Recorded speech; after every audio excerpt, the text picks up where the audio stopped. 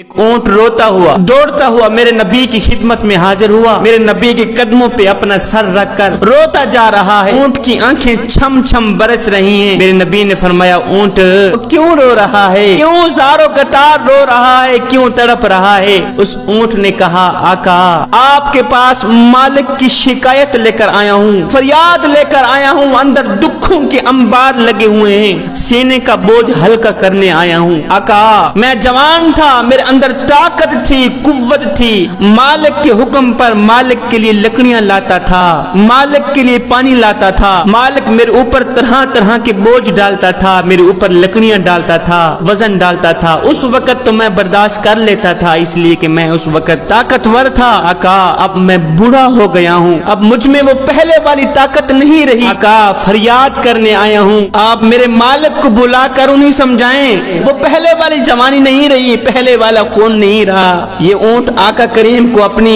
فریادیں سنا ہی رہا تھا، مالک کی شکایتیں سنا ہی رہا تھا۔ ادھر سے اونٹ کا مالک بھی اونٹ کو تلاش کرتے کرتے دوڑتا دوڑتا آ نکلا، میرے نبی کی خدمت میں حاضر ہوا، دیکھا اونٹ آقا سے فریادیں کر رہا ہے، کچھ باتیں کر رہا ہے، اونٹ کی آنکھیں چھم چھم برس رہی ہیں۔ مالک نے کہا آقا میں تو کافی دور سے اس اونٹ کو تلاش کر رہا ہوں۔ میرے نبی نے فرمایا تمہارا اونٹ تمہاری شکایت لے کر آیا ہے، تیرے اونٹ کی قیمت کتنی ہے؟ کہا آقا جتنی آپ دے دیں۔ میرے نبی نے وہ اونٹ خرید لیا، اونٹ کو کہا جا تو آزاد ہے، تو آزاد ہے، تیرے اوپر کوئی وزن نہیں ڈالے۔ اب اونٹ نے جاتے جاتے ایک آواز دی، وہ آواز سن کر میرے نبی نے فرمایا آمین۔ اونٹ نے دوسری آواز، چوتھی آواز سنتے ہی میرے نبی نے فرمایا آمین۔ آمین کہتے ہوئے میرے نبی زاروں قطار رونے لگے، میرے کریم آقا کی آنکھیں چھم چھم برسنے لگی۔ صحابہ کرام نے پوچھا آقا آج تو ہم کچھ عجیب ہی منظر دیکھ رہے ہیں، اتنا تو بتا دیں کہ جانور نے آپ کو کیا کہا؟ نبی نے فرمایا جب میں نے اونٹ کو آزاد کیا، جب میں نے اونٹ کو آزاد کیا تو اونٹ نے جاتے جاتے مجھے 4 دعائیں دی۔